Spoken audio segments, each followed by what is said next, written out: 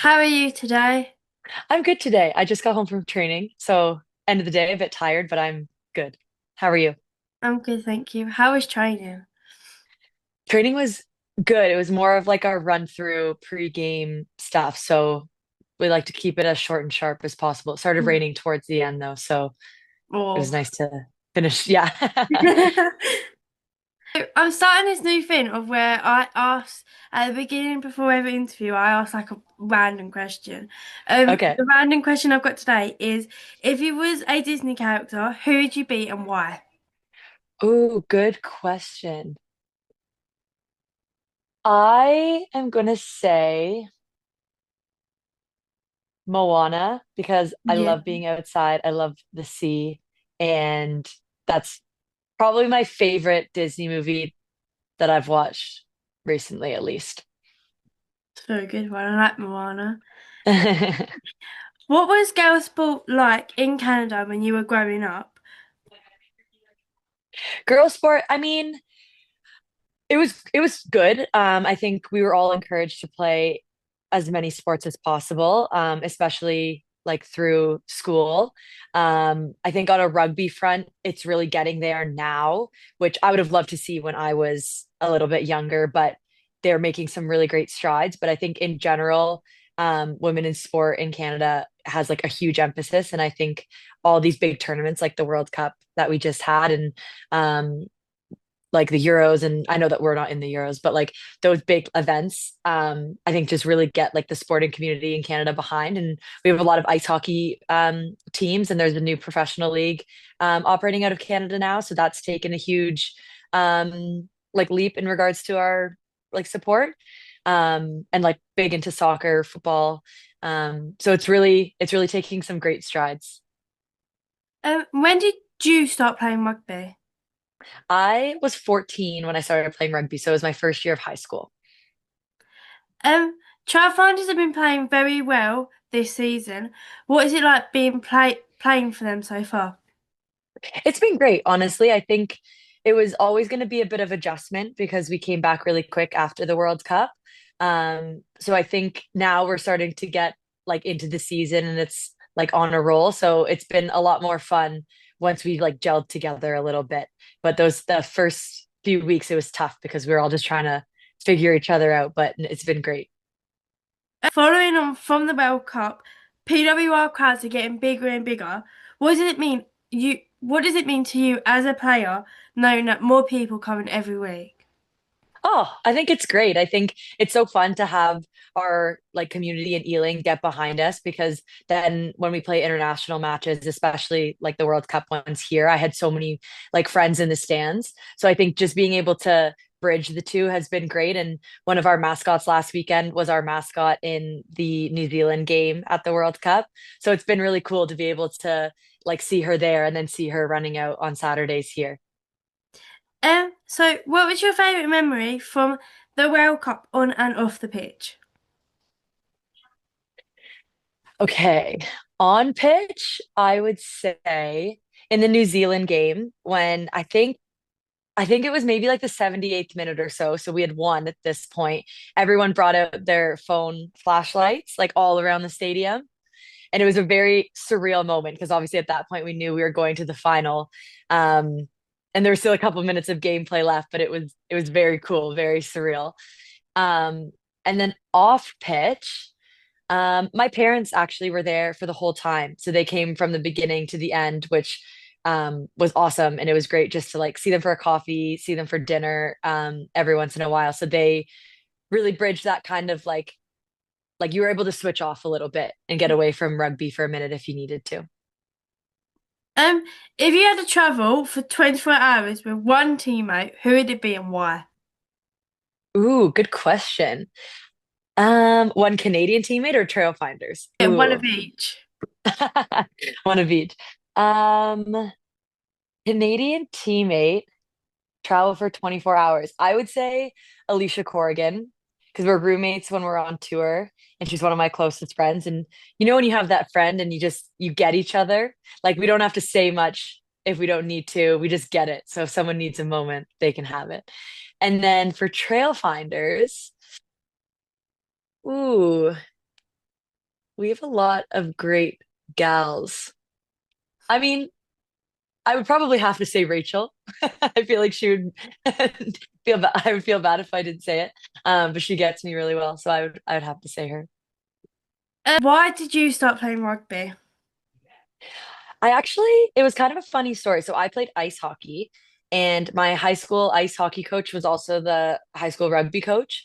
And he liked rugby so much more. So he would always try and pull girls from ice hockey to play because he was like, okay, you're physical, you're fit, like some things align. So he actually just said I could skip school one day. So obviously I said yes. And I got to skip school to go watch a rugby tournament that I ended up playing in. And I feel like from there it was just like the friendships that I made.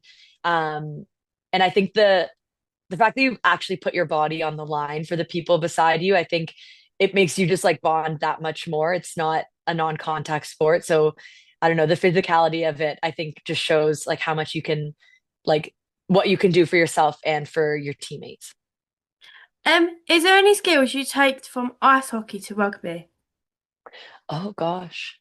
It's so different, I think the physicality in women's ice hockey in Canada, there's actually it's technically no contact, but there is still physicality with it. It's a rough sport. So I would say the physicality of it definitely transferred well.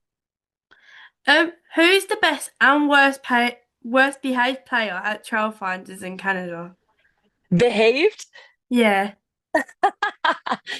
For trail finders, I would say the one who causes the most mischief is Rosie Inman. She's like a little sister to me, so we have that kind of relationship. But she's sassy and she's funny and she'll always just like she's great. Like she works really hard, but she's definitely a little troublemaker.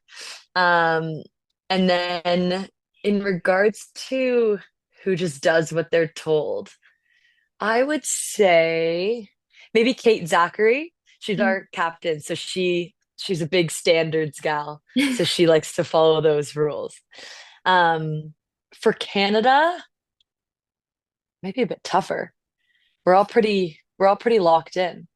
I would say it's hard to pick who would follow the rules best because I think we have a big mindset of like you can be goofy off pitch and then the second we get on, like you gotta go. People like Flo Simons and Fancy Bermudez, they're big goofballs. Um, so sometimes I guess that can translate on pitch, but again, everyone's pretty great. Um, and or even like yeah, Shoshana Semenatafa, she's a goofball. Um, and yeah, probably like the likes of like Sophie and Tess are those straight and narrow gals. How are you finding it living in the UK? I think now that I'm in my third season, I think I'm kind of starting to feel like it's normal life. I think the first season it was a complete adjustment. The last season, having it been so short, was like you're just trying to get it over with almost because then you're going into camps and working towards the World Cup. And I think this just feels like normal life again. So we have a regular length season. And like, yeah, I think now is just starting to feel a bit better. But I do really enjoy it. I think having like the ability to just fly somewhere on the weekend, if you have little bit of a long weekend, is great and something we don't have, at least to somewhere in Europe, like tropical. So no, it's great. I love it here. Um, are you looking forward to the game for the weekend at the weekend? Yes, I am. I think our first home game of the season wasn't exactly what we wanted it to be, so I'm looking forward to righting some wrongs there. What game are you looking forward to the most playing this season? Hmm. I I mean I'm looking forward to all of them, honestly. I think I'm looking forward to play Exeter again because I feel like we really didn't put out what we wanted to and what we can. So I look forward to that one. Um I love playing against Sarah just because I have so many friends there and obviously they're an amazing team and that's a whole other story. But I think like we've already planned to like hang out after with the Canadian girls. So I'm looking forward to that for more than just the rugby side for sure. How is it going from the World Cup into the PWR? Yeah, it's been a lot. We had a couple weeks off, which was nice. But it was almost a short enough amount of time that you didn't have to recondition your body. So body's been all right, knock on wood, but I think it's more the mental side of just almost having to like put that aside for now and moving forward and putting your focus somewhere else. I think um ending with a loss in the World Cup obviously is super tough, but it's all about how you can shift that mindset and move forward. So I think week to week it gets a little bit easier and you just get more bought in here and just life is normal, isn't it? World Cup final didn't go your way, but how did it feel playing in front of over 82,000 people? Honestly, even you saying that gave me goosebumps. Like I think in the moment you want to soak it up as much as you can, but you're also so focused on the task at hand. So it's kind of it's a hard balance between like being in those like in your boots at that moment and acknowledging it all, but just like looking forward. I think the more time gets away from like I get away from it, I think I just can't believe it still sometimes. Like I see pictures from that game and I'm like, oh my gosh, did the stadium really look like that? Like it was absolutely unbelievable and so cool to be part of such an iconic day for women's rugby. Um, so yeah, and it was so loud, like it was great. And even like the fans after the game, like everyone, um, obviously as excited as they were for England, like we got so much love after the game too from all fans. So I think it was just a really special moment.